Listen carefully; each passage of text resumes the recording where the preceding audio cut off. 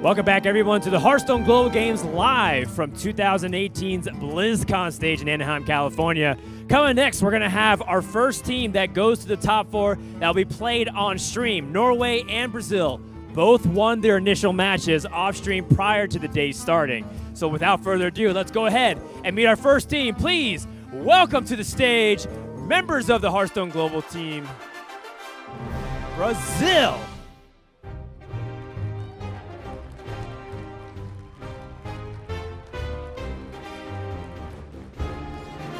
Brazil, championed by Race, Perna, Lucas, and Neves.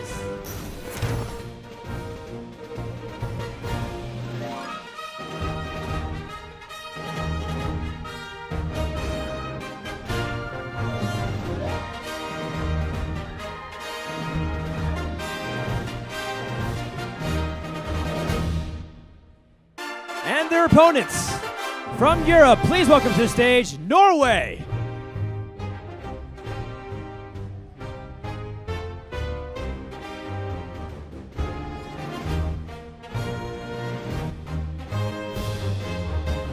Norway is led by Hunter Ace, Zorkthar, NTR, and Kolbane.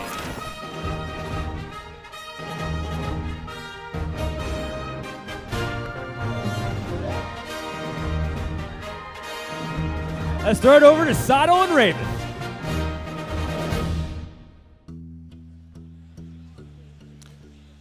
Thanks a lot, Dan. We are ready to get on with this next match between Brazil and Norway. Arguably, for slightly different reasons, the two best teams in the tournament. You'd have to say Norway just on overall Hearthstone power, and then Brazil because they've had overall the best run through the tournament from start to finish. Yeah, and I think it's, I set this up right at the top of the day that this was the game that could end up being the peak of the whole tournament. So much at stake here. It's a win-and-in game for both of these teams, and as you mentioned, they both have their respective claims to really be the favorites coming into this top 8 stage. Yeah, I'm going to ask you straight away, nice and early though, who are your favorites for this? Not about lineups, but just about teams. When I came into Hearthstone Global Games, I was a big believer in how much work one individual power player can do on a team. So when you ask me that, I do have to kind of look through the rosters and pick out who I think the strongest player is, who's the most capable in leading the line. And I think it's closer than some people might think between, for me, Race and Hunter Ace on respective sides. But Hunter Ace is Hunter Ace. You guys are all sick to death of us telling you how good he is, but he is. He really is that good. And then when you add 3 players alongside him who perhaps don't have the tournament record that he has, but are still incredible ladder players, have still amassed a lot of HCT points alongside him, I can't look too far past Norway. I think the play that I've seen from them throughout this tournament has been fantastic. Right, well, let's just remind you who exactly are on the teams here. We talked about a couple of players, maybe the star players in being Race and Hunter Ace. You can see at the top of the list there. But then for Brazil, Perna, Lucas, and Neves, and then NTR, Zorkthar, and Kolbane. And both of these teams in the days leading up to this tournament have probably been the teams we've seen the most backstage, just practicing, hanging out, just working on ladder, working on line, not working on building lineups, but practicing the lineups and just putting a lot of the work, at least we could see, into it. And I do want to say, when I was talking about Race being perhaps the leading light of Brazil, I think Perna pushes him quite close on that. He does have a great record this year already, has a top 4 in a Copa event, was top 8 HCT Germany as well, but Race won that Copa event that we're talking about and has an HCT championship performance behind him. So neither of these teams by any means a one-man show, but I think those are still the 2 standout players for me. Okay, well, let's get into the nitty-gritty of it though as we go into the picks and bans, and we can see what this match is actually going to look like in terms of decks, in terms of classes, and how everything in total has lined up. So let's take a look. Rogue and Druid bans kicking off from the start. I would say more regular bans that we're used to in the form of those Rogues and Druids. But then there's Hunter Rogue, and then Paladin and Druid picked up relatively early. Paladin has had a almost like an emotional roller coaster for its pick rate, I would say, in HGG, and when it's picked and when it's left for last or even banned out sometimes. Yeah, definitely believe so. And then the last picks being picked up here, Paladin and Shaman rounding things off, there's a late Warrior ban and a late Shaman ban as well. Just trying to get rid of a few of the control decks there and maybe trying to force some aggro through, but we will see how these remaining decks match up against each other now. Yeah, and we will see just another mage pick as well. So there is going to be that Murloc mage being played by both teams, but obviously banned out for Norway, but actually being played by Brazil. So we get to see just more Murloc mage. And if you told me a couple of months ago we'd be seeing Murloc mage on the BlizzCon stage, I would have just laughed at you and not believed you in any way, shape or form. But this is the world we live in. Let's check out how the matchups have lined up and what decks we're going to see clash as we move on to this match of the day. It's going to be Race versus NTR, and it's going to be a Warlock mirror, but Brazil are playing the cube lock. That's right. And Norway are on even lock. But how does, we'll get into that in a minute, so we're about to go into game one, of course, but how does this overall look to you, Sol, in the matchups? Well, let's see. So we have a Deathrattle Hunter going up against an odd Paladin in game number 2, which is a good matchup there for Norway. Then it becomes a matter of how strong is Quest Rogue against its still good matchups, in which Shuttlewalk Shaman is one of them. I believe it to still be quite strong in those matchups, so that's probably advantage Brazil. Then it starts to flip on its head, because then Brazil also have that same good matchup. Yeah, the other way around. Of the odd Paladin up against the Deathrattle Hunter, so it's very possible, actually, the way that breaks down, that we could end up with another 5-game series on our hand if everyone kind of holds serve with their strong matchups. But we know it's Hearthstone, that's not always the case. There's always room for, you know, individual player skill, team player skill, right, and just some good or bad draws to change the influence of what is on paper a matchup that's supposed to go one way or the other. Yeah, and interestingly enough, if it does go to that last game, I think it's important to note that the last deck for Team Norway is Mali Druid, and I would feel like Team Norway are Mali Druid specialists at this point. Hunter Ace specifically, sure, but the team as a whole, just they play a lot of that deck, and they are very, very accomplished. I think in more than one tournament, probably more than 2 tournaments, we've seen Hunter Ace pilot Mali Druid to an exceptional standard. Yeah, I believe, you know, him and Orange were really around for the inception of that deck, you know. And, you know, at least in terms of visible tournament players are considered, you know, kings of Mali Druid. There are 1 or 2 ladder players that you might, you know, care to mention that probably have a chance of beating them one-on-one if it comes down to Mali Druid, but still, Hunter Ace and the rest of Team Norway very, very accomplished on that deck. And if it does come down to that Game 5, you mentioned the last deck is Mali Druid for Norway. The last deck is that Murloc Mage for Brazil, which, you know, who knows where the power level of that deck ends up coming down, but it's definitely a deck that's being played through necessity rather than choice for the players that are bringing it. Yeah, in the history of Hearthstone, there's been a couple of better mage decks, I would like to say, throughout Hearthstone's years, but nevertheless, let's get into game number 1, Brazil versus Norway. It's going to be Race Paladin for Brazil and then NTR Paladin for Norway. Both decks are Warlock, but Brazil is playing the cube lock versus the even lock of Norway. And I feel like this is a matchup that does have a lot of debate with maybe the resurgence of cube lock once again for maybe the 3rd or 4th time in this rough meta game that cube lock's been around. Yeah. Personally, for me, I do still prefer the even lock. I'd rather be on the even lock side of the matchup. A lot of Warlock mirrors that aren't Zoo just come down to giant control, is how I like to refer to it. And generally what that means is getting the first giant consolidated, and then you have control over whether you trade, whether you go face. If you're the cube lock and you get the giant down first, you have control over like Faceless Manipulator and cards like that to be able to make plays. And because Norway can potentially play a giant in this matchup on coin on turn 3, as well as fit that extra life tap in to make sure they're drawing to the giant more consistently, that gives them a big edge early on to be aggressive. They get rewarded more for being aggressive because there's no Hooked Reaver punish coming back the other way. And then Void Lord, well, guess what? We play Spellbreakers, and then we kill you. And one thing to note as well is there is 1 Acidic Swamp Ooze in Norway's even lock. There have been lists that have ran 2 because there was space at one point and so much weapon fear. But I will say, if that 1 is drawn, then that locks out so much of the cube lock's power if they can't get those free demons to actually just drop down onto the board to then activate cube quickly. No giant in sight yet for Norway, though. And it looks like Brazil have all the tools they need to even deny it if it was there. With double Doomsayer in hand, Brazil actually have a great deal of control. And when I talk about the concept of giant control in Warlock mirrors, it doesn't just come down to Mountain Giants. There are other cards that play into that. Doomsayer being one of them. As you see here from Race, he plays it out, he denies a potential turn 3 giant from the opponent. But also on top of that, there's cards like Stubborn Gastropod that we've seen being played in a very similar role. I do like the just throwing the plated beetle down. The problem with being able to tap a lot is your hand is pretty full if your opponent plays Doomsayers. I will say, though, it's kind of funny because Brazil had the option to kind of start the game on turn 5 with this double Doomsayer play. But now that Spirit Singer Umbra's drawn, is there ever a consideration? Get that 3-4 on the board. Put some pressure on. Yeah, and then cube it the next turn, because that interaction definitely works how you want it to. Yes. It just sets up for later double Deathrattle activators. Right.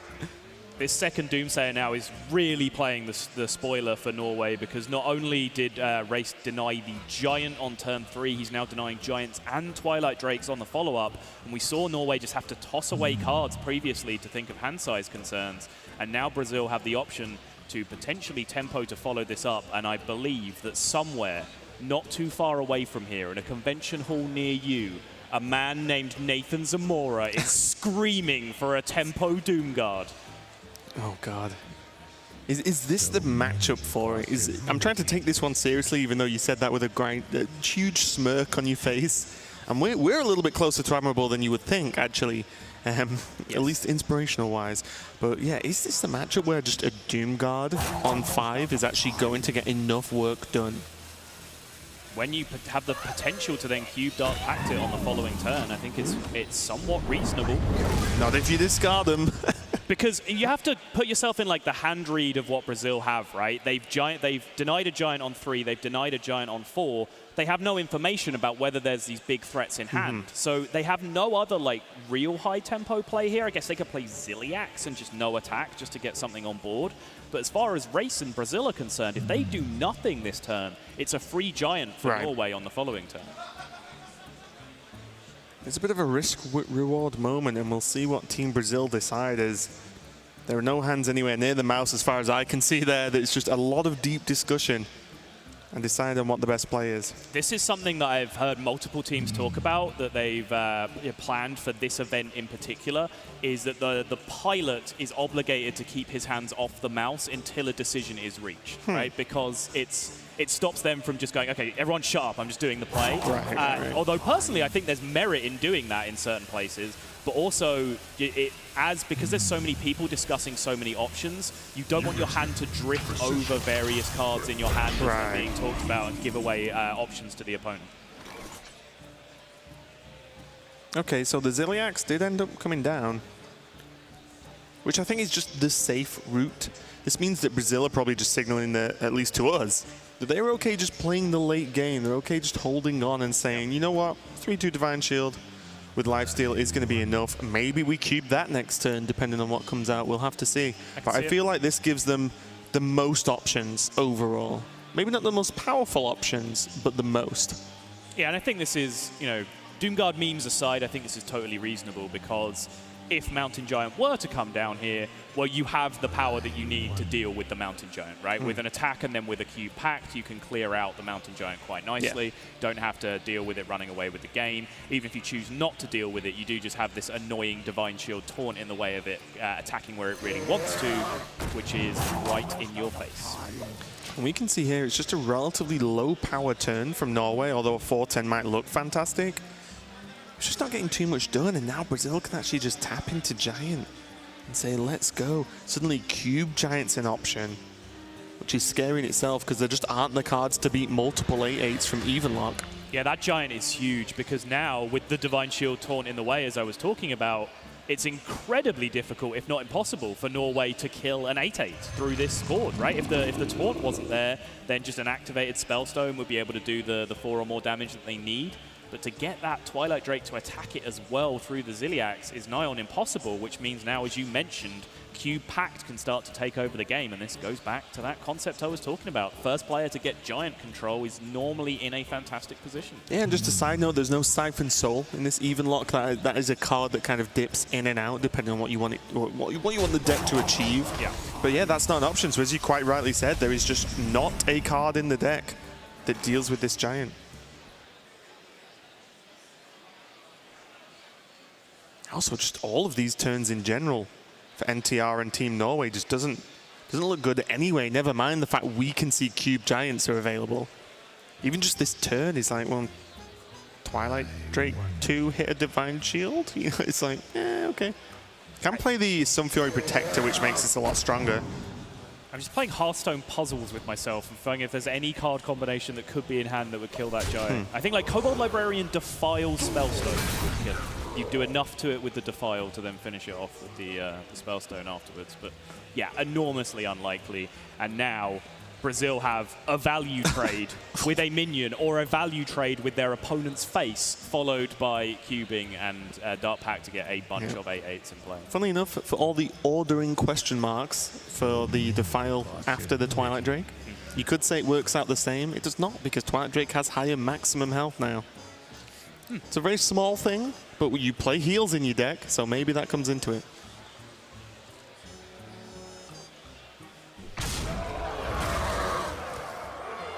Now you start to see, although that turn was relatively quick, the fact it even took that long shows you the difference between HGG and ladder play for starters. I would have done that instantly. I wouldn't have even thought about it. You would have just been like, yes, I want 2 giants on the board right now. You wouldn't have thought about hitting face? Nah. I think at this point, next turn you're doing 16 anyway, the hit to face wouldn't have actually pushed you over. I believe the exact opposite is true. You think? If he dealt 8 this turn, he'd be at, what, 18? And then you have 16 from Giants and Hellfire in hand. Oh, you know what? I wasn't even looking at the Hellfire. I was just looking at the actual board state. No, you're right. For the record, I think this is the right play. There's just too many things that go wrong with that plan. But you know, Bone Mare to trade here just being one of them. Any taunt really, you know, plays the spoiler, Shroom Brewer, all kind of things can shut that down, and then you've just thrown away a very, very good trade for yourself by being needlessly aggressive. But definitely think it was worth looking at and just making sure you're doing the due diligence on the maths. Yeah, there's still Cube Dark Pact available on Giant, which is kind of insane. This one does not get to VT first, though. It does not. Does anything else look worthwhile, though?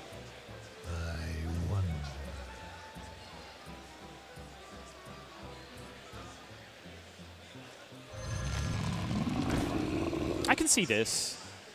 Just get one giant reset play instead of 2, and then you have Umbra Cube potential on the following turn if this isn't dealt with.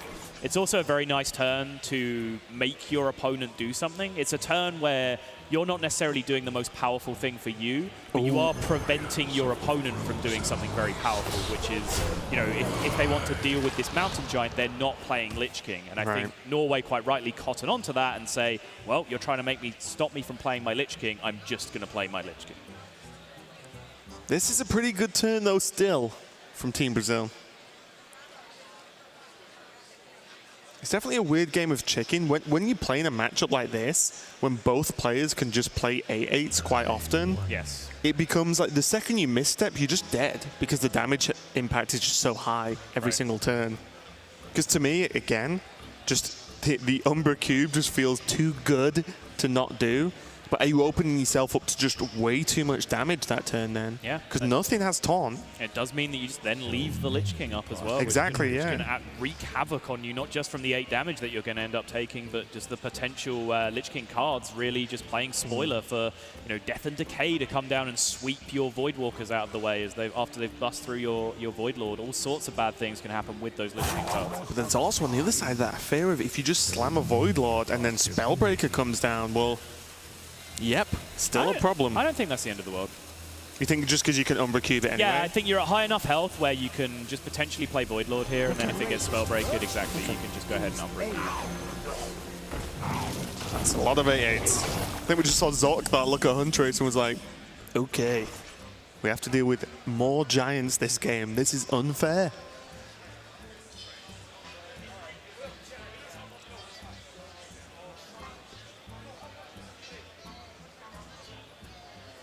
Can actually clear the board this turn. It just cost them a few cards.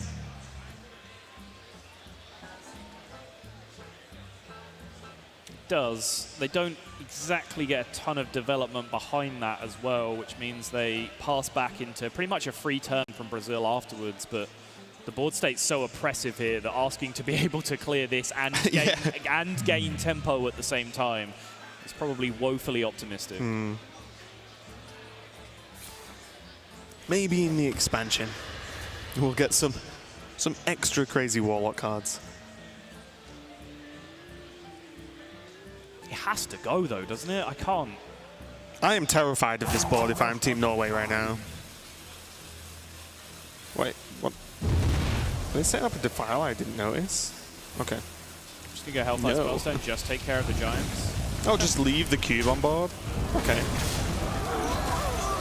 They get one extra card from Lich, get a second Doom Pact. Ouch. It's definitely not what you're after, and this means that even with this cube on board that can obviously just proc itself, well, the Giants can't charge, right? So there's still time to be able to deal with it, but again, that just means, does that just mean you just Doom Pacting next turn then? Yeah. That's my question. You do end up burning significantly less cards with the Doom Pact next turn. I don't know how relevant that is in the long term. Especially with the tap into Gul'dan as well. Yes. Like, that's a very valuable card to not Doom Pact away. It is.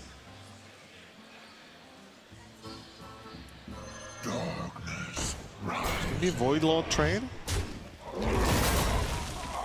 And again, just what now, Norway? I feel like that's been the story of this game so far is Team Brazil are just keep piling on this pressure every single turn. And that right there is exactly why. They've been facing down a Giant basically every single turn because Brazil were able to go Doomsayer into Doomsayer, deny all the tempo, then they picked up their own Giant, and from that point onwards, that one Giant has turned into many Giants. Really not a bad burn there. I missed the first card, Hellfire, Geist, and... Homunculus. Homunculus, okay. So the fact that they can clear that and get a Giant out is actually pretty reasonable to me. Are they considering not playing Giant this turn? Doom Pact again! Playing around Gul'dan to try and summon some more Void Walkers.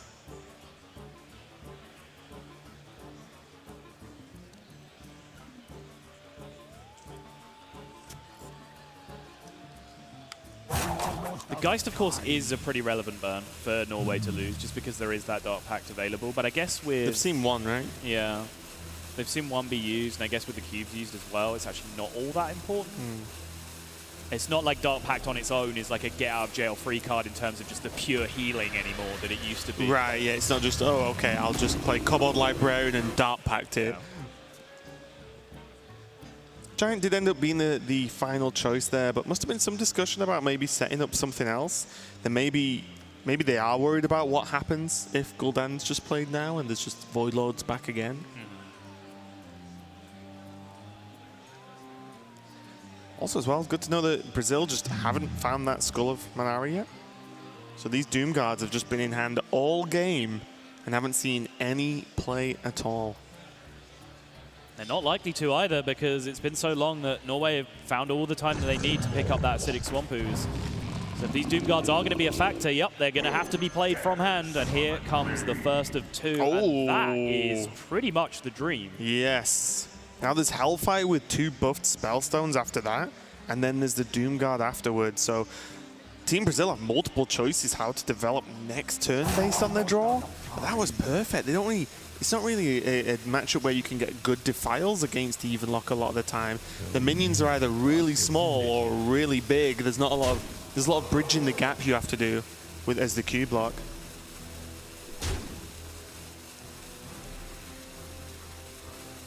Brazil, of course, the classic Evenlock dilemma. What number exactly would I like to put my opponent at? They choose 18 so that tap into Reaver is not a possibility. They need some other self-source of damage. And when they've seen cards like Homunculus get burned, that's quite difficult for Norway to do this turn. They have more than enough damage in play to be able to cover the amount of damage that they need here. So yes, in this situation, definitely agree with not allowing the opponent to put a 7-7 taunt in the way. And right away you can see the positives, right? This could have been a Giant and then a 7-7 Hooked Reaver turn. Yeah. Quite easily. And it just isn't now, and it's just significantly harder to get any form of defense done. Yeah, it does have the Sun Fury Protector available to them. Yeah, it's just that Minion 2 isn't big enough, and then you have to put it on this Giant, so 288 taunts, don't get me wrong, is pretty big. but still, you're just a little bit away. And the problem is as well, if Norway try and heavily tap into it, they might just die, is the frustration right now. Being at that 15 health total is actually pretty scary. Wow, is that 1 health on the Giant really that relevant in this spot? I think they don't want to heal their own face, right? They want to get down to Hook Reaver territory? Because they have Gul'dan. Right. And now 2 Hook Reavers, which... Thinking, I get this is probably fine, right? With the... No, because the Hellfire Spellstone, it doesn't change anything, right? Like, Doomguard trades into 1. I guess you're out of range of that anyway. Only, what, 13 gets to go face in that world? Hellfire Spellstone kills 1, the Doomguard trades into another, and then 10 goes face, plus the 3 from the Hellfire. So yeah, there's no need to heal the 10 face. Wouldn't go face, because you'd Hellfire, right? Oh, yeah, you're 2 right. Voidwalkers are gone. Yeah, okay. So it's only 11. It's fine. Ah, it's 5 health, that's plenty. As long as it's not 0, you're good. No, it is. You're absolutely right.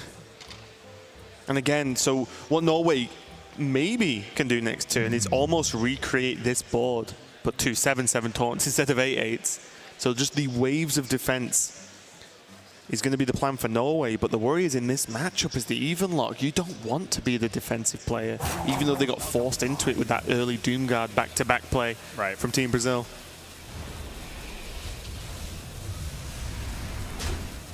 Doomguard number 2.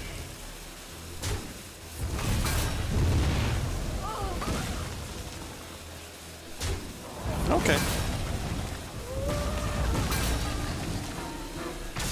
Sets up Doomguard lethal from hand with no heals or taunts. We can see that there are plenty of taunts available. And 5 is an okay health total, because now it's just Hooked Reaver, let the Giant hit 1, and then you just Gul'dan to get him back again. So the difference there between what Brazil did and just the Hellfire Spellstone play is that they get to kill the 4/4 as well, which I guess is quite important, because that means if there was a 4/4 in play, the 4/4 can challenge their Mountain Giant, whereas this way, go on, you've got a very strange look on your face. Well, they Spellstoned first, right? Yes. I can't remember exactly the ordering of what happened to make that relevant. Because they Hellfired, so they lost 2 health, right? But regardless, there is a big second wave of defense coming out now from Norway. Now Brazil might have just ran dry a little bit at this point.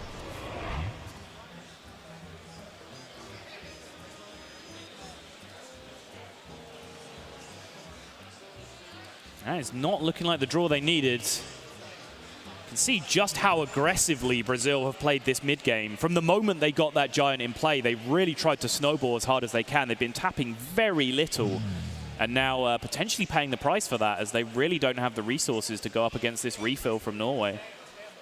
Right, and what's baffling me is I don't think I've ever seen a game where there's been so many Giants on one side of the board, and then they might lose.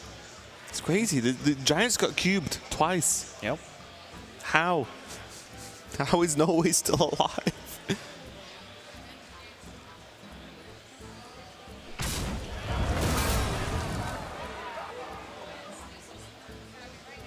It's just going to be Hellfire Spellstone. Clear it all up. Next turn, just a 3/3 and a Doomguard. Yep. And a Dream. But it's just a nothing turn for Brazil, and finally Norway have some breathing room, and now they have the freedom to try and redevelop this game themselves, and they are the team here to have drawn the Blood Reaver Gul'dan, which means that this window of Brazil just trying to push damage and set up lethal for themselves is very, very quickly going to shut in their face, and you see Race's reaction to that Gul'dan coming down. He knows that that potentially is the last hope. At least the whole hand can be played this for Team Brazil with these Swampoos, the Tal'Daram, and the Doomguard. But if Doomguard trades, the hero power cleans it up. If Doomguard doesn't trade, well, the hero power still kind of cleans it up and pushes some damage, but the heals might just overtake Brazil now. I don't think they can just play everything. I think they need to start tapping and get Gul'dan of their own. I agree. I think there's a couple of plays you can do here. You can like just life tap and then reevaluate, or you can do the same play without playing the ooze. So you play the Tal'Daram, you play the Doomguard, you discard the ooze, and then you just fit in the life tap to double your chances of essentially top decking Gul'dan on the following turn. But I really think Gul'dan is like the dream now. It's what they are playing towards. Because at this point, they can't get enough cards in hand to piece together defense. Yes. So they need the one card that builds them the defense and the offense in the same time. So yeah, I think this is going to be Tal'Daram Doomguard, and it looks weird to just discard a card that you could have played, but the idea is just to be able to life tap after playing the Doomguard so that you can potentially get Gul'dan in hand. And that's just a slap in the face. That card's not the one that matters, though. The card that rewards this play is the next one, the one that they draw on the because they're always going to draw that card next turn regardless. But that is just a bit of a slap, isn't it? Like, it is. After all this, Skullmanari. Yeah, you're like, come on! We can see that the ooze has been waiting the whole time, though. And I think, importantly, although you saw Race react very emotionally on the previous turn to the Gul'dan coming down, the team regrouped and they identified there what I personally believe is the right out to play towards. Just fit in that extra life tap, get the Doomguard in play, first off to relieve some of the pressure on yourself, and secondly just to get it in that Gul'dan pool if you are playing towards that top deck, which I think you should be. So many bloody decisions.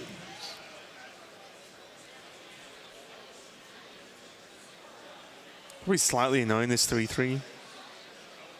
Just because maybe they ignore it, but like just Dread Infernal, Sunfury Protector, Hero Power seems really good here. But if you do that, then you're not trading into the 3-3 and pushing damage instead.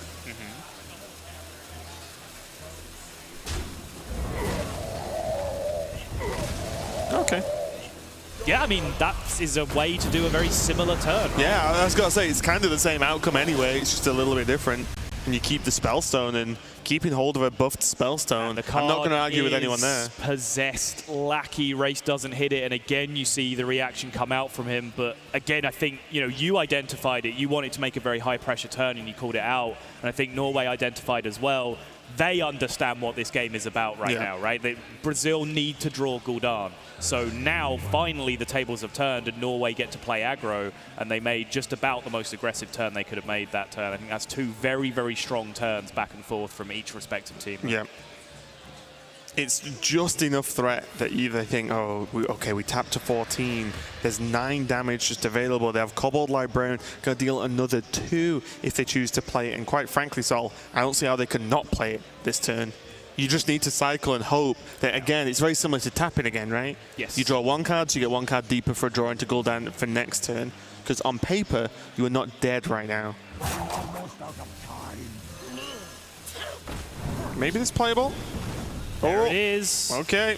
There is the boy. Jeez, it just took 2 damage for no reason. Would have got it next turn anyway. The Lackey will still pull a Void Lord, right? There's still 1 in the deck. I think you're right, yeah.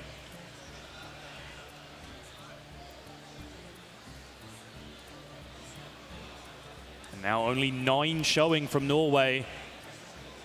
And yes, they can set up theoretical lethal, but as we mentioned, it's that one card that we're talking about that ends up being relevant. You don't set up lethal if Blood Reaver Gul'dan comes down just by hitting face.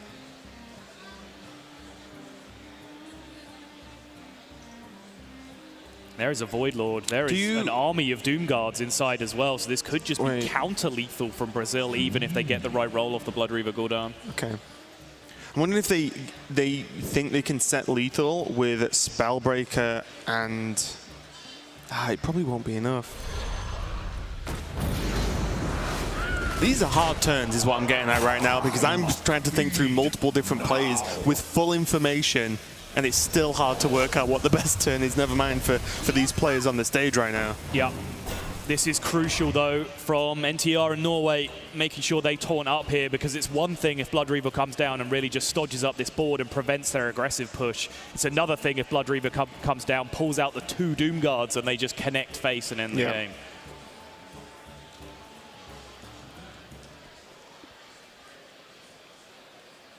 So many possibilities. Just the option here of whether this Possessed Lackey is trading, because there is literally only 1 playable card this turn. Shouldn't it always trade? Because there's only 6 spaces on the board that Gul'dan makes, right? There's one Void Lord died and two Doom Guards. 3 Void Walkers, 2 Doom Guards. Yeah, I think that's right. Oh, of course. the Hook Trooper. Yeah, I forgot about that. There you go. Oh, wow. So that Void Lord could have been a Void Walker. Yep. Oof. Or the Doom Guard. Doom Guard could have been a Void Walker too. That's actually pretty much the dream for Brazil. Make sure they get those the 5 big boys in there. And the most importantly, I think this second Void Lord play or forced onto the board was just the play of saying we need something guaranteed because we can't just die to a Spellbreaker. Right. What is it with these games? We had it our last series with the Paladin versus Warrior that just kept changing back and forth. And now this game, it's nuts. Huntrace, head in hands right now. And this is only game 1 of this series, of this best of 5. So many bloody decisions. And the problem now is that, yes, you can take care of the majority of this board with like a Spellbreaker Doom Pact kind of play, but that pushes you then ahead in the fatigue race, and with basically nothing left in each other's decks, they're just going to ping each other's face until the resolution of the game, and that will go to Brazil at this point.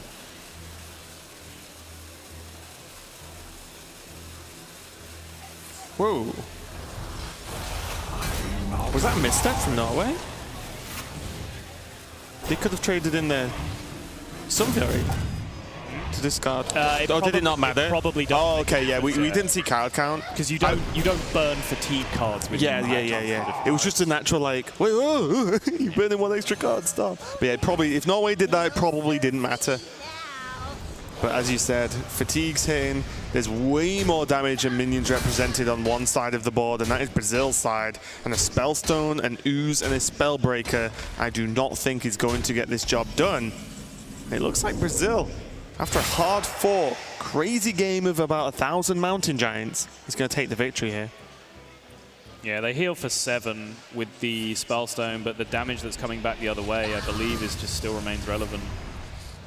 Wait. Does it? Does it not? Wait, Norway must have counted this. They know the 2 cards that are left is Skull, because they've got Ooze. Yep. And they know one's Godfrey, because you remember Godfrey hitting the board. Yep. And Godfrey only reduces damage on Brazil's side of the board if they played it. So that's only the first hit of fatigue, so they go up to 6. Next turn they go down to 2 more turns, 3. right? They take 2, yeah. And they don't have to ping minion, they can just keep pinging face themselves. Then they reduce the attack by 1 because they kill a Void Walker. So they heal up to 13. They take 6, 7, 8, 9, 10, 11. Do they only take 12? Do Norway only take 12 next turn? Then they win? Where's the fatigue tracker when we need it? So if they take 12, they're dead. Wait, how did I get up to 13? I don't know. Oh, okay, yeah, I know what I've done. Miscounted the Void Walkers.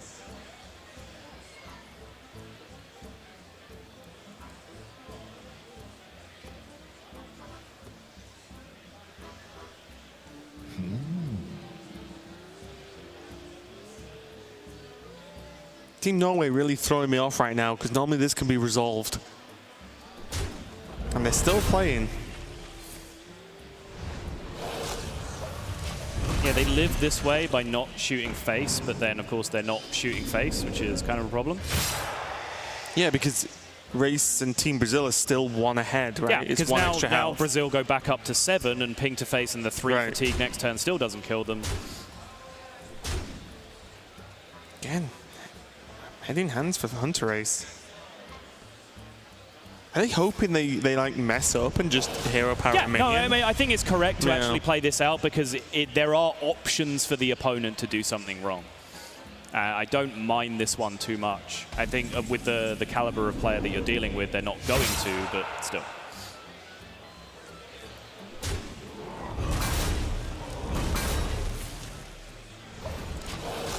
And after all of that, back and forth with mountain giants, with cubes, they scrapped their way through. Norway looked like they had a window. In the end, it's a matter of 1 damage difference in the fatigue race for NTR and Norway.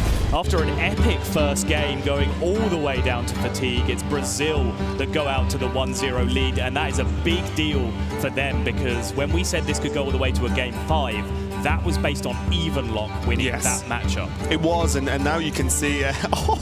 Did you just see that? The little fist pump. Race just looked over at Team Norway and was like, "Wait."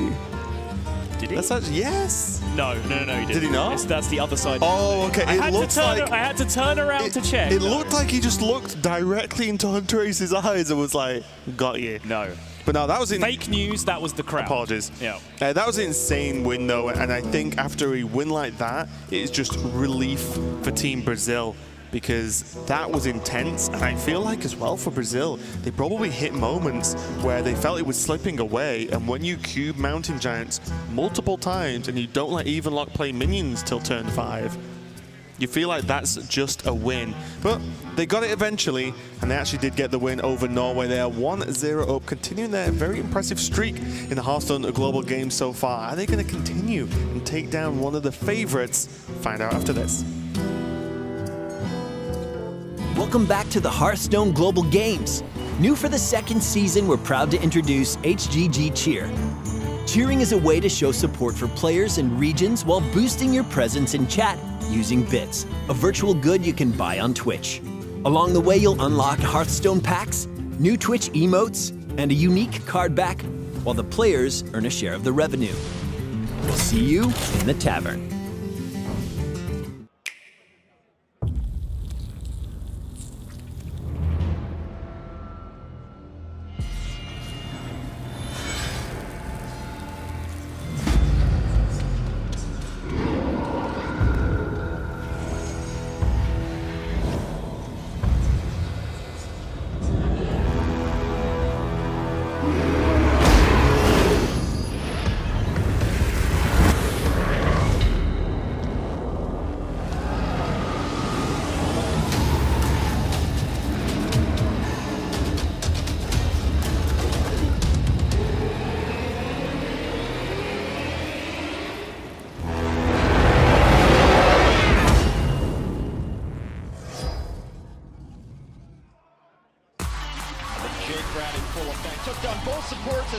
In the Overwatch League, you're hyping up the chat, taking your team to hashtag trending, and spreading memes at tracer level speed.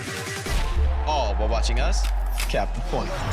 Speed like that deserves a network that can keep up. With T-Mobile, get all the Overwatch League you can handle with coast-to-coast coverage. Now your arena is where you make it.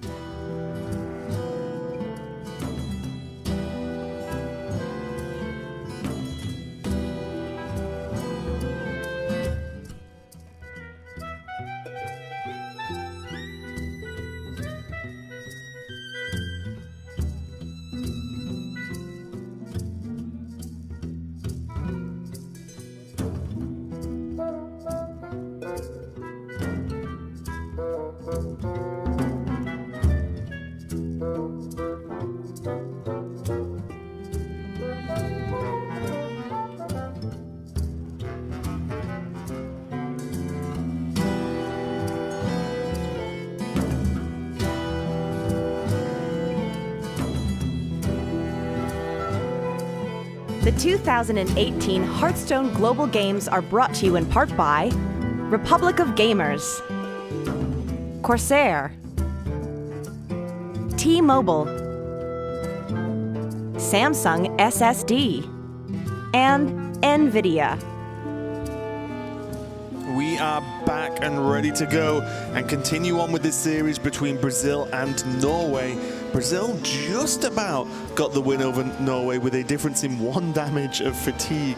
making everything go away for them, and it's looking pretty good for them overall. I will say they have a bit of a rough matchup now, though, because they have the Hunter, which is Deathrattle for Team Brazil, going into Odd Paladin, and you know that's probably one of the more, if not most, skewed matchups in the game right now, I'd say. Yeah, it's definitely something I haven't had a great deal of experience with recently. Odd Paladin has only really just shown back up in the metagame. Yeah. I've now played it a little bit with Deathrattle Hunter. Back when Odd Paladin was last around, before Questro kind of forced it out, it was very, very tough. But I think since then, the Deathrattle Hunter lists have got a little bit more anti-aggro on average. Like they've given up on some of the super greedy lists, and now we're seeing more Ziliaxes and mind control techs and those kind of things coming in, which can make a difference. So Deathrattle Hunter has a little bit more game than they did you know, a month or two ago, but still, just a flood of 1/1s on the board. There are very, very few cards in the Hunter's deck that interact with that. Yeah, it only takes you one game of just slightly missing an opening for Hunter, and they are just too far behind, because even a lot of times, by the time you hit Rexar, unless something's not gone well at all for the Paladin, they have minions that are higher than 2 health. So then they just survive Rexar, and then you're dead. You know, the 5 armor doesn't really get you very far. The pilots for these games are going to be Lucas for Brazil and Zorkthar for Norway. I'll say Zorkthar being probably the wackiest one out of Team Norway, if that's the best way to phrase it. I don't know. He's definitely up for testing some decks, and definitely up for just hanging out in general, having some fun. Yeah, probably one of the more emotional players on the team as well, so. I think. The more, you know, prone to a reaction, wears his heart on his sleeve. Both these players actually have just the one top 16 to their name in terms of HCT this year. So just a little bit dwarfed by the achievements of some of their teammates, respectively, but still great players in their own right. Yeah. Definitely respected among the relevant communities, right? Let's get into it, though. Galmaster Shaw tracking and Devil Saw Egg in the opening hand for Team Brazil, whereas Zorkthar and Team Norway have Lost in the Jungle, Firefly, Divine Favor, and Blessed Might, throwing everything apart from the Lost in the Jungle. What do you make of throwing away Firefly? I think it's okay. I think they're intending to play Lost in the Jungle on 1, obviously, as signified by that's the one that they keep. Then you're going to Hero Power on 2, because as mentioned, this is just all about going wide, right? Like, why pay 1 mana to make 1 body when you can pay 1 mana to make 2 bodies? Because that's what Hunter really struggles to deal with. Also, these Ardent Squires are actually going to get some work done, because you were very scared in this matchup of the Candle Shot that we can see in Team Brazil's hand. But the Squires, it just soaks up too many minions to actually deal with. It's super awkward. And an early tracking from Team Brazil, as opposed to, I would say, the snap play of Candle Shot turn 1, of course. Yeah. You know? I don't mind it. This kind of like maximizes your odds of finding that Keloseth, right? Which can end up being relevant, or a failsafe being an activator for that egg, which is what they do end up picking up. You also don't necessarily give your opponent the information that this is a Candle Shot game. Because a Candle Shot game and a no Candle Shot game in this matchup is very, very different. Yeah. They're night and day in terms of, you know, how much freedom you have as the Paladin. Yeah, Divine Shield going down first instead of Lost in the Jungle, and also, especially going first, well, you're not Candle Shot in face, so why spend the mana, right? You know, you can almost guarantee a swing this turn. I don't know if you caught that in your bottom left, but I think when that Candle Shot came down, I think Zorkthar turned to Huntrace and went, wait, they didn't play that on 1 and they had it in their opener? And I believe Huntrace's response was a simple shrug. Yeah.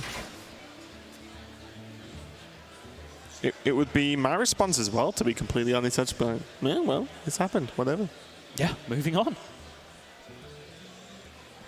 This hand is looking good for Brazil, though. I will maybe Brazil are just destined for this, because they performed so well throughout all of the HGG weeks. And now, I said, it only takes them to just slightly miss their opening. Well, they got Candle Shot, they got a track-in, which helped them end up with Egg, Terror Scale Stalker, Spider Bomb, and a Mad Scientist. Woo.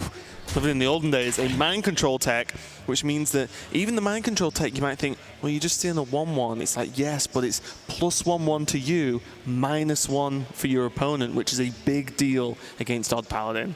But look at the mess that Norway have made all over their side of the board already, though. We say this is about as good a hand as Brazil could have expected to have, and look at the army of 1-1s that's already there for a coin level up possibility. And coin level up is definitely a possibility now, since they just do have it available for them. It will create 4 3-3s. The Argent Squire does not benefit from leveling up. She'll be forever level 1. But still, I will say, the board still isn't bad to beat a level up, is it? The board kills 3 of them out of 4. Yeah, over a couple of turns, because I don't think much trading is going to be happening. No, and then there's a mind control tech. Yep. Which is okay. I'll take one of these 3-3s. Yeah, the MCT will be huge if the level up does come down. And then there's Ziliax as well. Great, obviously, with 3 attack, killing off these initial wave. Right. This is actually, it might not look like it because coin level up is often a very powerful play, but this turn I think is way harder than it first seems for Team Norway right now. Blessed Might on the Squire takes down the Terrascale Stalker. So he said he didn't think he'd see much trading, but Norway are just saying, no, we need to go wider. Said if the level up came down, we wouldn't see much trading. Backpedal, sort of. Backpedal. That's not a backpedal. You know I only listen to bits of what I want to hear. Yeah. I like it though. The play makes a lot of sense. They hold on to their coin. Now they can potentially use like level up into coin Vine Cleaver as a curve if they need to keep going long game, or just level up Fungal Mancer 1-2 punch, try and get the job done. And they're creating an even more obnoxious board and putting Lucas in a position where it says, well, hey, like that last turn's level up had some answers. Develop a board with 5 mana that level up does not destroy now. Yes. And also the coin actually, weirdly enough, okay, maybe isn't too impactful, but still helps versus a Grizzly play, like a turn 5 Grizzly, which is often what you want to try to do versus Paladin, because they normally blow a lot of their hand early on. Yeah. But yeah. Coin also has a small impact on Stonehill options and playable options within the same turn as Stonehill too. So definitely merit in keeping hold of it. And now again, question of level up this turn. You suddenly have Raid Leader hero power. Raid Leader helps kill off 2 of these minions in a much nicer fashion. That sounds like an open invitation for you to lose the game to Rexar. I think this is about as long as you can really hope to wait with the level up in this matchup.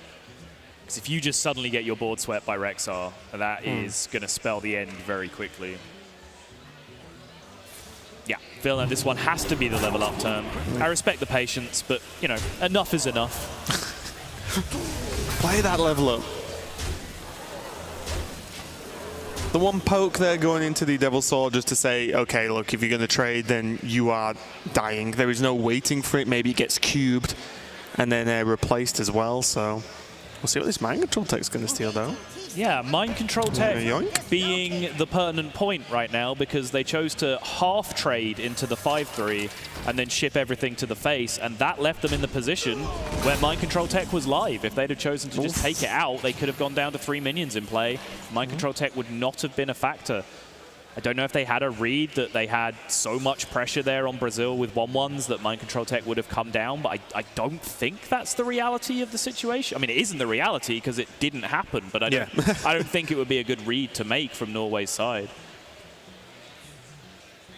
Now, none of this turn really adds up that well, and I think I was mentioning this to you yesterday, but I was saying Spider Bomb with, Cube, Play Dead, maybe rush with Howmaster Shaw, great. Yeah. But sometimes I like it when you just play it and you're like, how are you actually dealing with this in a nice way? Often creates awkward moments for your opponent to be like, okay, now I need to get to his taunt. I'm making minions, but then Spider Bomb's just still on the board. This Spider Bomb now just dealt 2 damage and killed one of the minions you just made this turn. It just creates awkward situations. The 3-1 didn't get sniped though, so it means that this Mind Control tech's a little bit vulnerable. But suddenly Mossy Horror as well can just take down an initial wave, and after seeing 1 level up, you were feeling pretty safe, and after seeing a Deathstalker Rexar from tracking number 2, boom, goodbye board. And most importantly, retains that 3-3. Yeah, actually, Norway killing the bomb on their own terms was crucial on the previous turn because of the threat of Mossy Horror. Mossy Horror coming down and destroying the bomb and all of the 1/1s on the other side of the board, then it snipes the 3/3 at the end of all of that. Yeah. And Brazil get to push face with their mind control tech in that position. And the play that they made was only vulnerable to the Deathstalker Rexar, and that tracking pickup was super clutch for Brazil in that spot. Tracking's a really good card. A lot of the time, it does find you something that you need. This Vine Cleaver is going to swing into the mind control tech just to, again, continue the sort of relentless march that is Odd Paladin of just dudes hitting the board constantly. And look at this. Again, another clutch play around the Mossy Horror, slapping the Blessing of Might preemptively onto the Stonehill defender. The punish. Great recognition of the situation. Playing around one card instead of playing around two seems good to me, but there's Hunter's Mark, Candle Shot, and Mossy Horror. If Lucas and Team Brazil want to go that deep and not press hero power this turn, which I think is a worry for me. If you make that play, you kill the 4/4, but just not pressing that hero power to maybe set up for a much more powerful turn next turn. I think it's worth skipping hero power this turn. You think? Yeah, I think. Don't think you can take 4 damage for one turn? I mean, it's also the fact that there's then just a 4/1 up or a 4/4 up against the 5/5 that you're making out of this egg, right? Like, it's not the damage that I'm worried about. It's just dominating the board with this 5/5 and not leaving the Stonehill defender lying around. And I think when you're going into 9 mana next turn for Brazil, so the chance that you can, hero power, build a beast, play the beast that you built is actually very high. Yeah, I guess to a certain extent, or a weird way to think about it is the 5/5 is a beast you could have made this turn. Yeah, no, you know what I mean? It's like, I think it kind of works out, right? Yeah. And that's a beast that you're protecting by killing the 4/4. Yeah. Because all of a sudden, Fungalmancer, Raid Leader, like there's just so many options to be able to take care of a 5/5 with a 4/4 in Old Paladin. And look at the mess of this hand for Team Norway. It's just a jumble of cards that doesn't do anything, right? Yeah. Nothing works together right now. The Corridor Creeper on maximum 7-drop mana. And I know your module fine, but you also know it pretty much just dies next turn. So it looks like Team Norway are just going to go as wide as possible yet again. Get this Purify's Maul down to try and protect as much as possible after seeing the Mossy Horror. And say, right, this time. They've just been locked out by Rexar. Oof. They've just been locked out by Mossy Horror. Oof. Surely there's nothing left, Sol. Oof. Oof me one more time. One more time. Oof. It's a big taunt. It is. And again, this Mossy Horror. One thing I really just like about the shape of this card is it does very well versus the decks its Battlecry is powerful against. If that makes sense. Yeah. It kills off small minions, and guess what? A 2/7 also kills off small minions. Yeah. It's the gift that keeps on giving.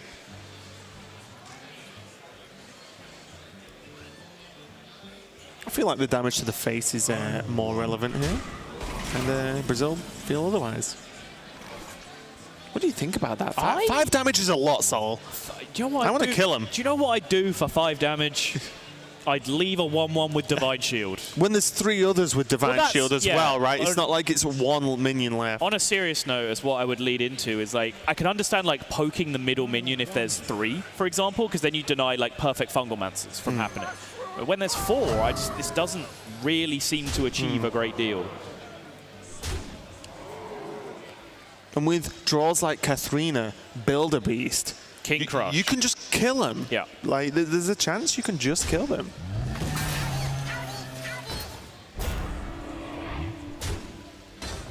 Job's done.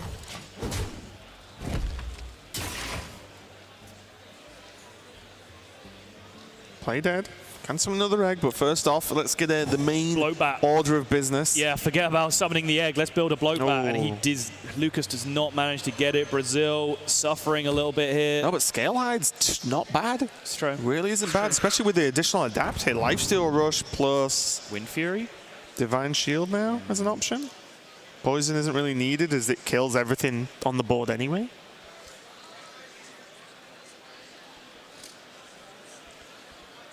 Also as well, like, although Paladin goes infinite with tokens, it does run out of stuff to actually push relevant damage.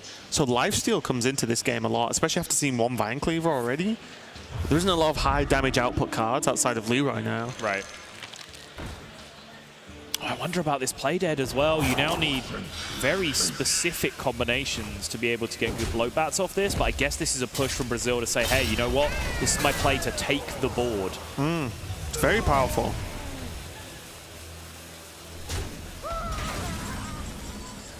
We can see as well, double Corridor Creeper in hand is going to get some use, finally, for Team Norway. They can get something that's sticky, but again, they're playing Corridor Creepers into 5 attack minions. And Team Brazil are great. If they can even-ish trade every turn for the rest of this game, they win. Yeah.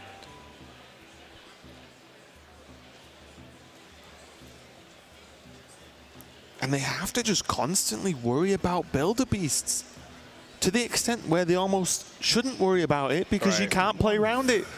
Oh, do we, you know, what happens if they get this? What happens if they get one big taunt? What happens if they get bloatbat? What happens if they get more lifesteal? You can't deal with it. You don't have the cards. And also Divine Favor's not going to be impactful in this matchup.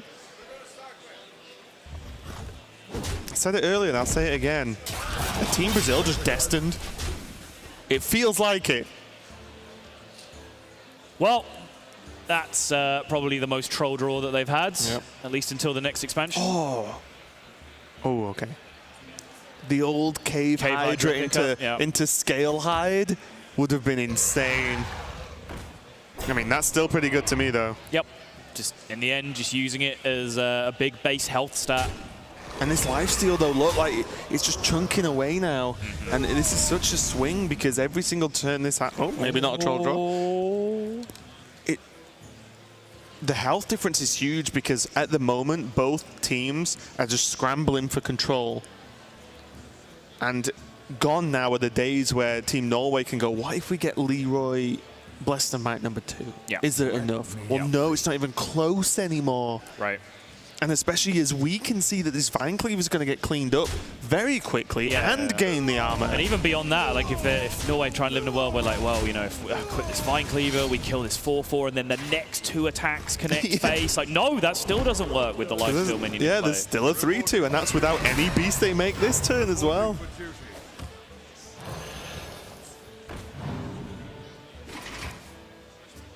Play dead again? Oh, is it? Yeah. Oh, that is such a great draw because it opens up so many other options in Builder Beast for Rexar. Scale Hide, let's go. Hide again. Oh, no, went for Boar. Oh, yeah, it took charge. Yeah, charge is lethal, yeah. Oh, wow, Brazil. Defying the odds, at least as far as we're concerned, twice in a row versus Norway, taking a win with the Cube Lock, and then taking a win with the Deathrattle Hunter versus the Odd Paladin.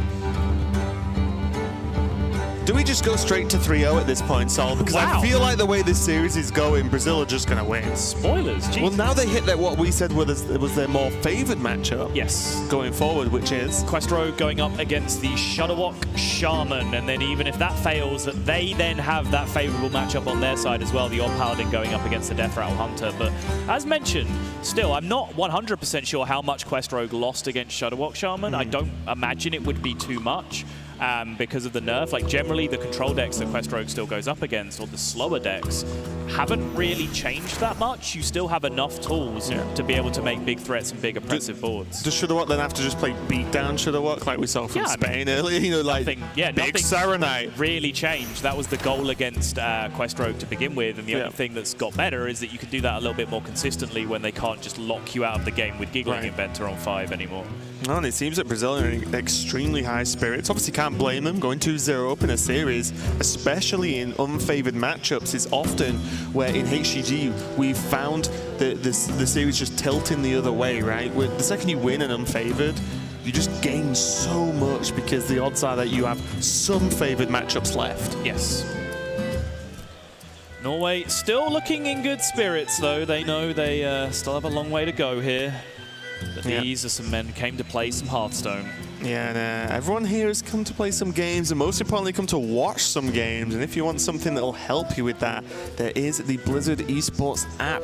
There's actually revealed and come out now. And basically what it is, you download it on iOS or Android, so it's easily available, and you get news, schedules, updates on scores, information about tournaments of every Blizzard esport. It's not just Hearthstone. Yep. There are other games that exist, believe it or not, even though, you know, clearly the best one. But yeah, you can follow everything, as you can see there. It's actually an amazing app. Everything in one location, which is what I like about it. I do actually follow all the other games, esports, but having just one location to get it is fantastic. I only learned that this existed when I turned up at this event and was shown that piece of footage, and I downloaded it immediately. I'm sure it's going to be very, very useful for me in the future. Yeah, keep up with everything that goes on in Blizzard Esports, but I'm just excited to continue the series at this point, because Rogue versus Shaman, especially because, as we said, Quest Rogue taking the harder brunt of the nerfs, I would say, or the more directed nerf.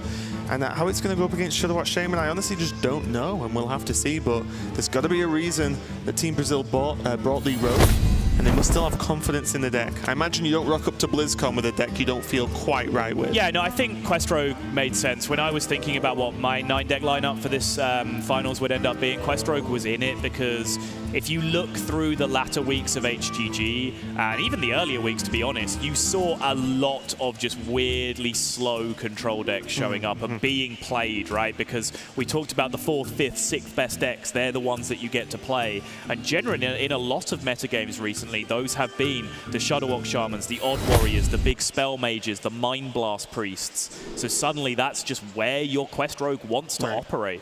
Especially as well, I would say, and maybe this is a bit presumptuous because I've already seen what the meta for this tournament looks like, but because there aren't that many classes that can build a strong aggro deck, you pretty consistently can just ban them.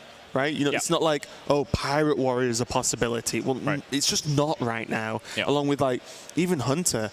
Although people have been playing other versions of Hunter, they're not really either. You know, it's just very likely to face way more Deathrattle Hunters than anything else. So you can choose to just ban out the couple of aggro decks that might tick up, and then your Rogue is just at least got a control matchup. It might not be the best matchup in the world, but at least it's control.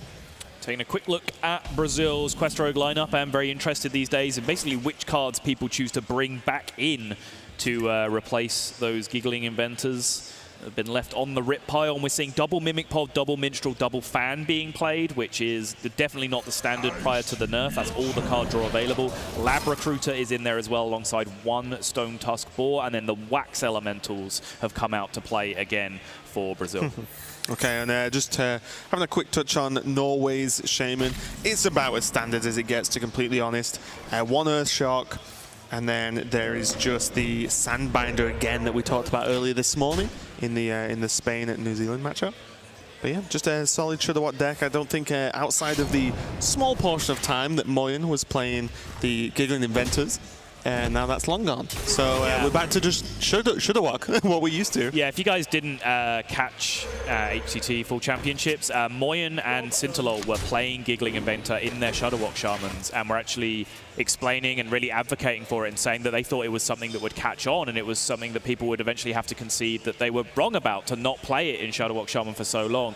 Well, unfortunately, we didn't really get a chance to find out. No, they were just wrong. Yeah, I might not know if they were right that 5-mana Giggling Inventor went in Shudderwock Shaman. I'm pretty sure 7-mana Giggling Inventor does not go in Shudderwock Shaman. I will admit, though, after the nerfs, I queued my Token Druid deck without realizing, had 7-mana Giggling Inventors in, and still won many, many games. Nice. Yeah, I was like, well, okay, still taunts. Have a pat on the back. Thank you. I'll collect it later. It's a coupon for 1 soul pat on the back. Yes. I hope you like my invention. I will say, though, this Mana Tide Totem does have to be dealt with, at least as far as I'm concerned, because you need to get going as the Quest Rogue, obviously, but you don't want the Shudderwock to just chain draw. Agreed. Because that's when they just get the answers and they get the faster starts and then can just Shudderwock you on 9, potentially. Yeah, no, I agree. Mana Tide should definitely go down unless you have a ton of pressure, and you know, Quest Rogue isn't a deck that generates a ton of pressure by turn 3, so they can just take it down. The Novice Engineer does come down on 3 there just to cycle through, but does remove that from the pool of potential minions to start bouncing on. Presumably it will go down here, even though there is a 2-1 in play. Yep, the weird things that you have to do against Quest Rogue. It's not necessarily the stats in play, it's which minion is more valuable to be back in my opponent's hand. And the answer in that scenario is a Novice Engineer. Right. I wonder now if there's just going to be a bounce on this deckhand, or if there's going to be anything else that's played to try and just cycle into something, as you said, a little bit more valuable, because the game is, although you can win the game with charging deckhands, of course, a lot of the time, I imagine even post-nerf, it is just, well, I have 4/4s and a lot of them. Yes. Charge damage has become a little bit more relevant again, I'd say. For example, you can see that from the Stone Tusk Ball, because Stone Tusk Ball was almost being played as a 0 of very commonly before the nerf came through. But when you lose that 3 4/4s, 2 of which with Divine Shield that you get from Giggling Inventor, it's a little more difficult to build board states that your opponent just can't deal with all the time. So that makes, you know, deckhand, vanish, kill you kind of plans just a little bit more viable. But still, on the whole, I think I agree with your assessment. It's not the OTK combo deck that it used to be with 5/5 charges back in the day. Do you see Volcano as well? We see just Team Norway just valuing the card draw, because although Shudderwock, you know, does have their combo that they kind of will get there to eventually, when they're against a deck that doesn't let them get to eventually, then they have to speed this up. And they don't speed up all the time by the bold control with, say, like an early Kaliseth. They can also speed up by just getting to the combo faster than possible. Shard Minstrel. Shard is the perfect draw there, really. They did have 2 activators in hand with Deckhand and Stone Tusk Ball for the Minstrel, but they didn't really want to play either of those. Deckhand is their quest right now, so they don't want to expose that to the board and then just leave it there by playing a Minstrel alongside it. And as mentioned, Stone Tusk Ball is a minion that you don't really want to throw away as a 1/1 if you can get away with it. I'll say as well, this card, Healing Rain, for the Shudderwock, it often in this matchup just buys you like 1 turn to do something, and that's it. You don't heal and be like, okay, I'm safe for a couple of turns while they beat me down. It's like, nope, I'm just not dead next turn. Fingers crossed for the draw. Right.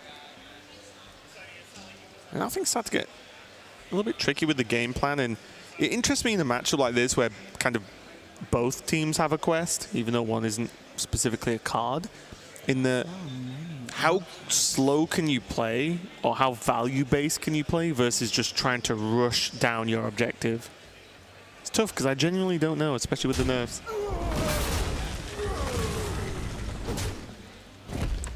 Looks like they're going for the get it done pretty quick, as they can Zola and play the, there we go, he's going to play the Brewmaster as well and just maximize how much value is possible going back into the hand. And now there's 2 deckhands in hand. Yes. And also just a decent amount of damage on board as well, just 5 and then 6 with the dagger maybe. Right. That's just a good amount of damage to push. Norway still missing very crucial pieces here as well. Like they might be a long way away from a big old Shudderwock themselves if they didn't pick up the Grumble sooner rather than later. Now that Sandbinder draw on the far right could help them get there. I wonder if they want to go Chain Gang this turn instead. The frustration if they just don't have anything good to pair with a 4-drop this turn. Yeah. And Totem just, unless it's actually just Taunt, or spell damage becomes relevant later in the game, I think, with the 4/4s. But unless it's Taunt, it just doesn't really do much. Oh, to the extent that they're considering Mind Control tag. Yeah, I was about to raise that point. He said there's nothing that really pairs with the 4-drop. MCT is playable. It is a 3/3 that you can just use to get a bit of pressure down, and it does get it into that Shudderwock pool, right? If that's your plan, to try and get through as quickly as possible, drop the Life Drinker, drop the Sandbinder, find the Grumble off the Sandbinder, get that played, and then jam Shudderwock. Having that MCT in the pool can be relevant. Yeah, whether the battle cry actually ends up hitting something or not, it does still add it to the Shudderwock pool, which is important. But Norway decided to go, you know what, we'll hold on to it for a second and get the totem down instead.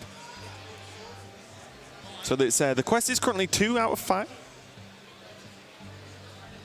And there's 2 deckhands in hand, but no bounces outside the Vanish. Yeah, the hand has just stalled a little tiny bit here for Brazil, unless they do want to make some kind of wacky Vanish play.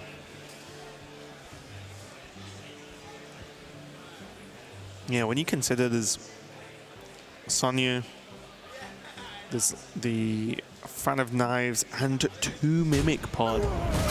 So again, you were talking about what's changed in the Quest Rogues, and it's like double Minstrel, double Mimic Pods back. Like the maximum card draw has changed.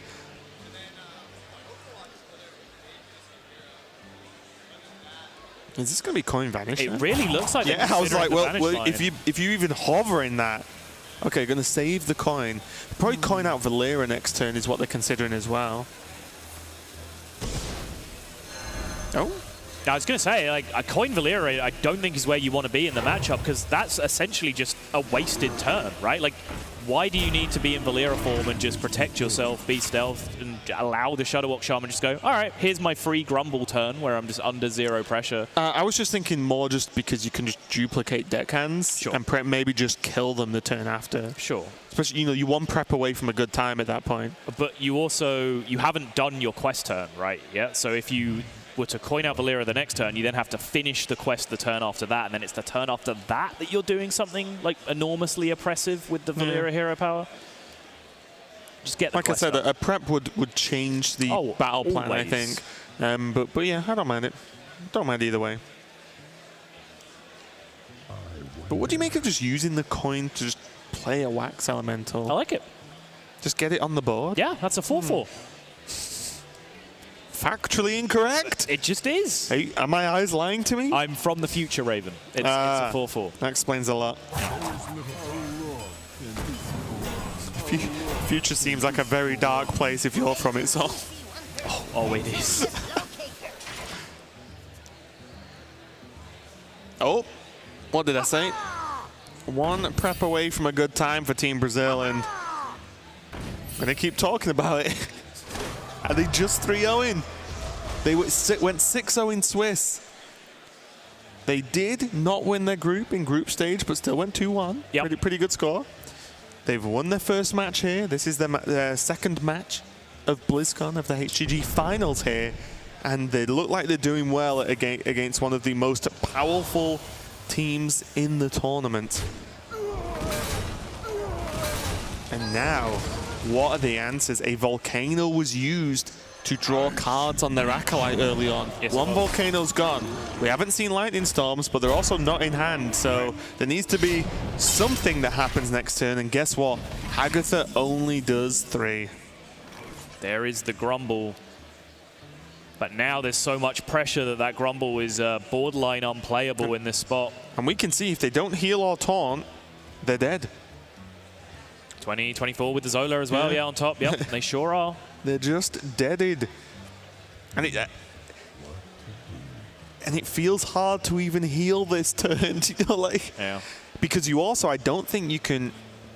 I guess you could. Whether you can play Life Drinker. Because it's just that little bit extra mana, and the 3/3 doesn't really change anything. Apart from putting Life Drinker in the pool, I guess. Life Drinker doesn't keep you alive, though, does it? Wait. Does it not? Hang on. Did I count that wrong? 12, 16, 20, 24, 28, 29 with the dagger, yeah. Oh, you're right. Yeah, it doesn't. Yep. I just didn't count dagger. Always got to keep an eye on that dagger. And that's without the draw as well. Yes. There could just be any, like one of many draws, and it's just going to be Shudderwock from Team Norway and just say, okay, well, at least you get 4 less damage. Oh! This is kind of healing. MCT'd the non-taunt, non-divine shield minion and then froze the face. That is so unfortunate. And now Brazil find themselves 1 off, right? Yes. 16 in play, 20 and 24 from the Stone Tusk Boar and Zola, respectively. Fan of Knives could change it, though. Not being able to swing the dagger means that they're 2 off. They still have a lot of wiggle room in terms of mana. They can still Fan of Knives and get something.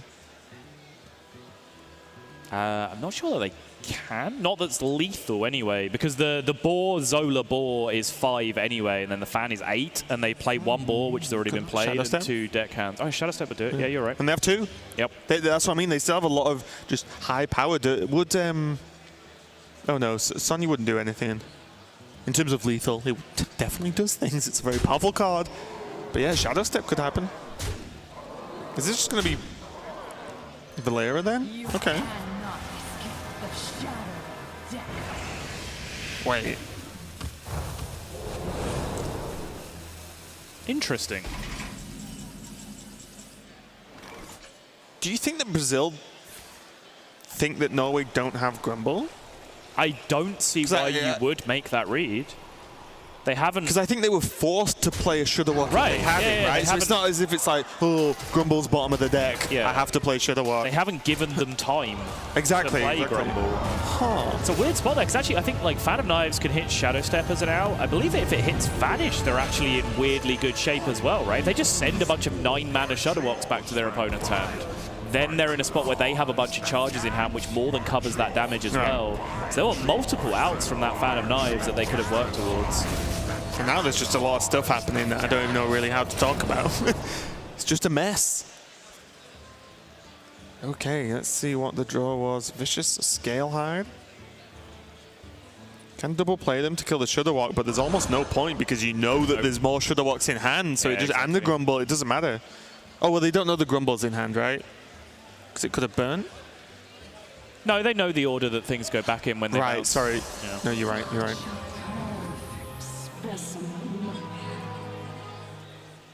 It's like Brazil are just setting out to play the long game here with the Zola because I guess from Brazil's perspective on that previous turn, the opponent has to have the Grumble in hand. They also have to have the Life Drinker to actually make this final at some point, right? So it's a combination of cards that they have to have in hand. This time, yeah. So otherwise, Brazil are just kind of prepared to race the Shudderwocks for a few turns. I guess they Healing Rained as well. Yeah. Right? So I guess this setup was pretty reasonable. Right.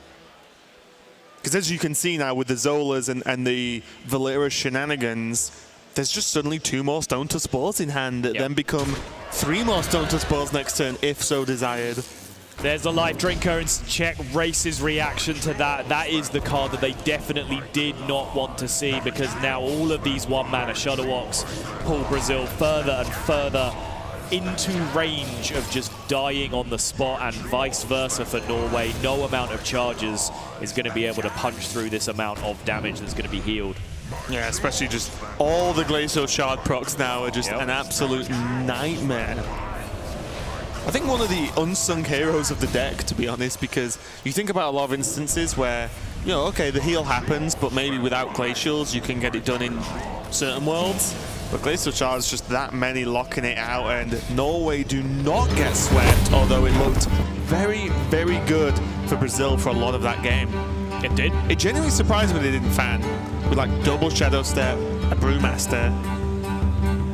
They would have had enough mana for one. Well, they couldn't have replayed the board because they were on 9. Yeah, no, the Brewmaster was too expensive. It was Shadow Step, and then I think Vanish actually ends up being a good draw, weirdly in that spot as well. But as I mentioned for later on, like, they have to have the Grumble, which I don't think they had a read on whether they had the Grumble or not. Yeah. Then on top of that, like, they had Grumble Healing Rate, which was the 2-card combination that was the worst against. And then after all that, they still had to have the Life Drinker to make the Shudderwock train end the game, because Brazil was set out to actually be able to just deal with a couple of boards of 6/6s over the next couple of turns if they wanted to. So it was a very specific combination of 3 to 4 cards that Norway had to have to wreak havoc with that, and it just turns out they had it. Yeah, and it seems like we are living in just, you know, the upside down or something, because all of the predictions we made for the matchups have just gone the complete opposite way. Maybe so, we're just dumb. As always, what do we know, guys? But what I do know is we're going to step away for a minute while we prep for the next game. So don't go anywhere, guys. We've got more global games coming right up. Welcome back to the Hearthstone Global Games. New for the 2nd season, we're proud to introduce HGG Cheer. Cheering is a way to show support for players and regions while boosting your presence in chat using bits, a virtual good you can buy on Twitch. Along the way, you'll unlock Hearthstone packs, new Twitch emotes, and a unique card back, while the players earn a share of the revenue. We'll see you in the tavern.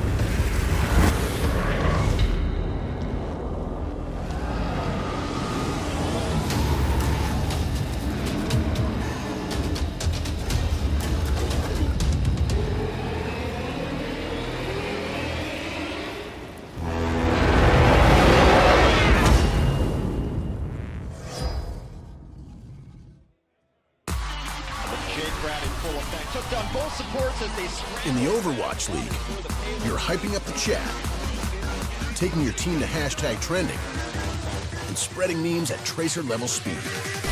All while watching us cap the point. Speed like that deserves a network that can keep up. With T-Mobile, get all the Overwatch League you can handle with coast-to-coast coverage. Now your arena is where you make it.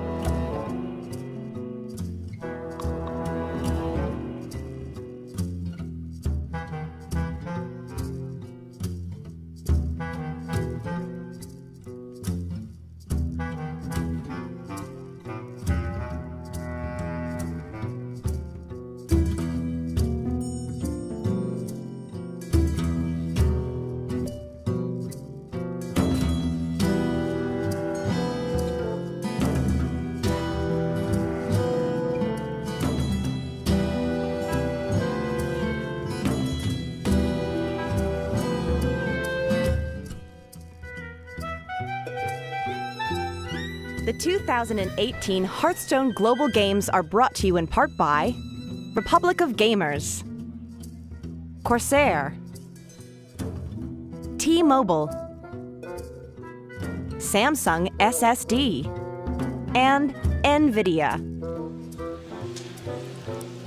We are back, continuing this series between Brazil and Norway here at the Hearthstone Global Games at BlizzCon, and it's been a spicy one, I'd like to say, for this one, as every prediction of matchup has gone the opposite way, at least as far as we're concerned, and we're getting another, what I would say is a one-sided matchup, or should be, in the form of another Paladin versus Hunter, but it's flipped this time with Brazil on the odd Paladin, and I think just called Team Norway Mali Druid because it's what I looked at on my notes, and Team Norway on the Deathrattle Hunter. So again, looks like Brazil are favored on paper, but what does that matter in this series? Yeah, apparently it does not at all.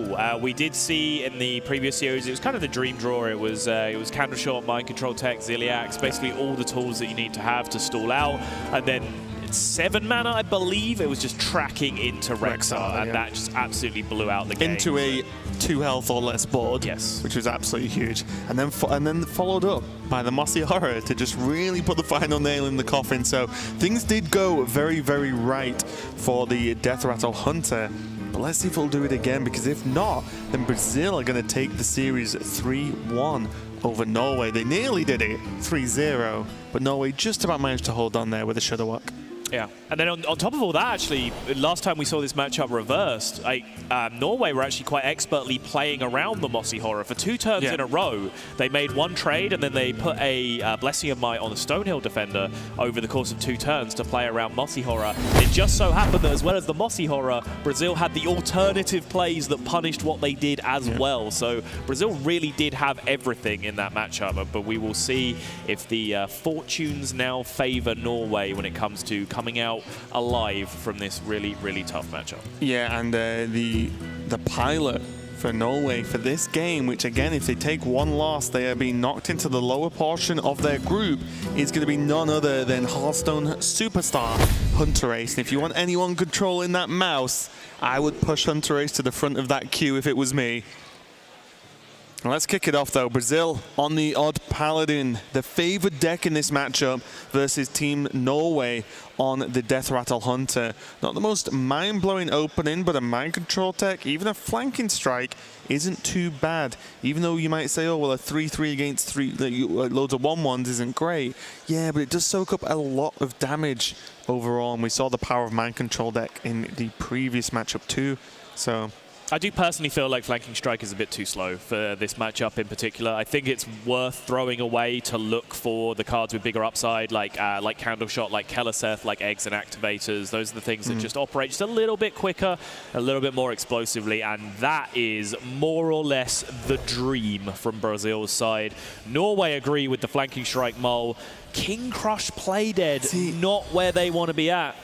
And I'm not saying this is correct at all. I'm saying this is probably wrong in most circumstances, mainly because Hunter Ace did the opposite. But I fear the Flanking Strike mulligan because of draws like that is what scares me, and I know that's incorrect because but I do believe Mulligan is so difficult that you get mentally blocked. It's like, this card is okay. I could draw a bad card, which makes me lose. I'm just so stubborn that even though Raven is fully conceding that his argument is not logical and he's just playing devil's advocate and presenting the opposing side, which is good casting, by the way, I still want to give him a lesson in statistics right now. I will refrain from doing so. We can talk about statistics within the game. Yeah, okay. We'll keep it like that. We'll keep it neutral. But yeah, the Mulligan from Brazil ended up being a very, very nice. And that, again, we talked about Boisterous Bard a little bit earlier on. Getting some... Just putting your minions at an awkward health total that Paladin often can't do outside of Fungalmancer and level up specifically, is these are kind of hard because suddenly, imagine this comes down and then Norway draw Candle Shot. Nice one. Enjoy. Yeah. You kill 1.5 of my tokens. Yeah. We did see the level up keep as well from absolutely. in Brazil, which is always nice to have it there because we saw what happens when it doesn't, and it's at the bottom of your deck like we saw from Team Spain a little bit earlier on. When a turn 5 level up is a key threat because Hunter can't deal with that. Yeah. They literally just can't. Almost every matchup. Like, level up is just the face that runs the place. It's just the card that makes the deck function, and it's very, very hard to play the deck without it. So I do like keeping it in the Mulligan in most matchups. Yeah. Now, Spider-Bomb really good. 1 for 3s right now. Yeah. Technically. And this is what I was talking about earlier as well. There's just not a lot Team Brazil can do about it. They can drop the Ray Leader to just put 1 minion in and just hope that Ray Leader doesn't get sniped. Maybe that's the best option. Well, if you just make 4 dudes this turn and ignore and just skip it, yeah. Just face. Oh, okay. I guess that going that wide with tokens means that you're not even particularly afraid of Play Dead. Yeah, what's he going to do? Or Terror Scale use Stalkers. Use his Deathrattle activators to kill your 1/1s? I guess like Terror Scale Stalker would be a little bit annoying because he also puts a 3/3 on the board as well as you 2/2 that kills 1 minion and then kills another one. Yeah. But that's very specific and still, it's not game losing, is it? Right. Pretty tough turn though, to be honest. It's like, it's pretty tricky. Yeah, my thought process this turn is I don't see any way to kill this that I particularly enjoy. Therefore, I don't want to, and you can't make me. Would you ever kill it and then make the 4 minions? And just say, well, okay. I think if you're killing it, it's better to make this play and hold on to the Lost in the Jungle for the immediate synergy with level up. But this is fine too. It resets the game essentially. It was a time walk. Basically, nothing happened over the last back and forth of the board flipping. And now Hunter Ace just plays out his Devilsaur Egg, and he does have some 5/5s to make, but this is a key roadblock that Brazil didn't run into themselves. When they started to get 5/5s and big minions in play, they were not staring down Righteous Protectors on the other side, which is a huge problem to deal with when you just have one big unit in play, and they've just got a 1/1 Divine Shield Taunt. Well, this is a pretty reasonable response from Norway, obviously based on what they draw now, but Mind Control Tech into Play Dead does even up this board, at least in minion count, quite dramatically. Or maybe that. Maybe that's just better.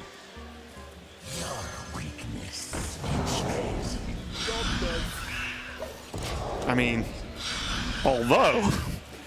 Level up and get him in the face because Hunter cannot deal with 3/3s. Not this many. There is the Mind Control Tech though. And that is a big, big swing. But crucially, this is so much damage being forced through now. Absurd. With a Blessing of Might in hand as well. It's absurd. And suddenly, Team Norway are on 6 health. They have a Grizzly, but... So what, to a certain extent? There's Rexar, but Rexar doesn't deal 3. So this is only a 3/7. If you MCT, 3 get traded off the board, you take a 3/3 off their side of the board, Blessing of Might still kills you. If you Grizzly at 7, 3, 6, you just... Are you dead? 3, 6, 7, 3 trade. The breakpoints are weird, right? It's 2 No, cards. because they have the 1/2 that kills you. Oh yeah. Yeah, no, the Blessing Might still Same kills you. situation. Blessing Might still kills you. Yep. Tracking into the new deal 3 to the board Hunter card that we've not been told about yet. Right. That I've honestly just made up. That's not even like a funny leak or anything. Tracking into Death and Decay. There we go. Ah, yes. Well, Wow. if we can make illegal Hearthstone turns, then this is easy. I play 1 mana, deal 30 damage to your face. Haha. Wow, and just like that, even a 3/7 Taunt doesn't get the work done. There's a rubbing of hands from Race there, as you see it nearest to the camera on screen. Void Ripper's always a thing as well. More styled and Blessing of Might. Brazil are going to get it done. And I said this will perhaps be their biggest test. They are the most dominant team in the Hearthstone Global Games up until this point, but they now ran into perhaps the favourites coming in, Norway, and they dispatched them handily 3-1. As I said it game 1, I said it game 2, game 3, and why not I'll say at the end of game 4. Brazil just destined to win this tournament. It feels like it with a consistent performance got so far. Obviously everyone has got here, but no one to quite the extent has the performance that Brazil has had over time, and they don't look like they're stopping to me. Such a shill, Raven. Just always talking about destiny. Honestly, can't stop you. I hit all targets, okay? All right. You've not seen the targets I've been given, I need to go. Yeah. There's the Esports app as well, if you've heard of it. But yeah, that was a crazy series. It kind of, every game up until the game we just showed you went the other way of what we predicted to happen, or what should happen if you base the game purely on winning percentages. But yeah, that one was just too much. That's what normally happens with Odd Paladin versus Hunter. They can't present enough of a defense early enough in the game. I think I said, you know, when there was kind of the weird tracking versus candle shot debate in the reverse of that game that we saw earlier, I said the difference between a candle shot game and a no candle shot game is night and day, and that's what you just saw.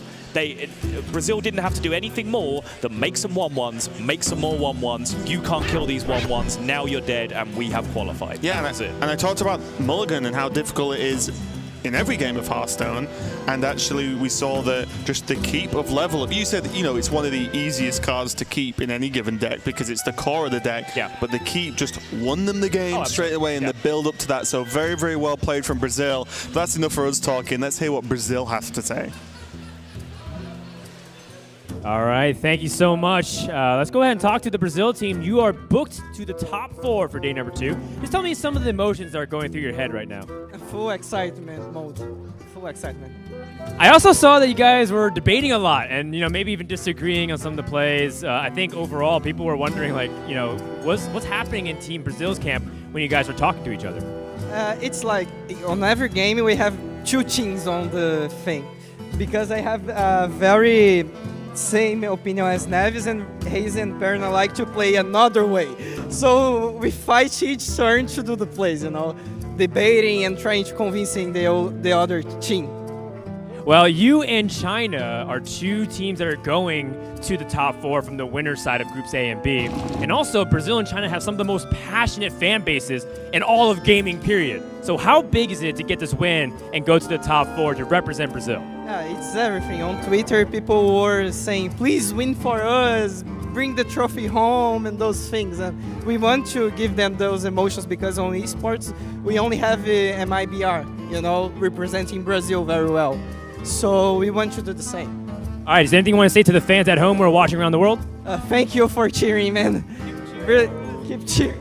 Yeah, keep cheering for us. Team Brazil, boys. Let's keep going. Let's keep going. I think he also means the bits, like cheer literally through the chat, because it also goes. And I think we've raised, at least by today, 32 million bits. So thank you so much to the Hearthstone community for supporting both in person here at BlizzCon and also online around the globe as we hit all of our stretch reward goals. Let's give it up for Team Brazil, who's going to the top 4. And with that, we're going to go to another match. So don't go anywhere. More Hearthstone Global Games action continues from BlizzCon right after this.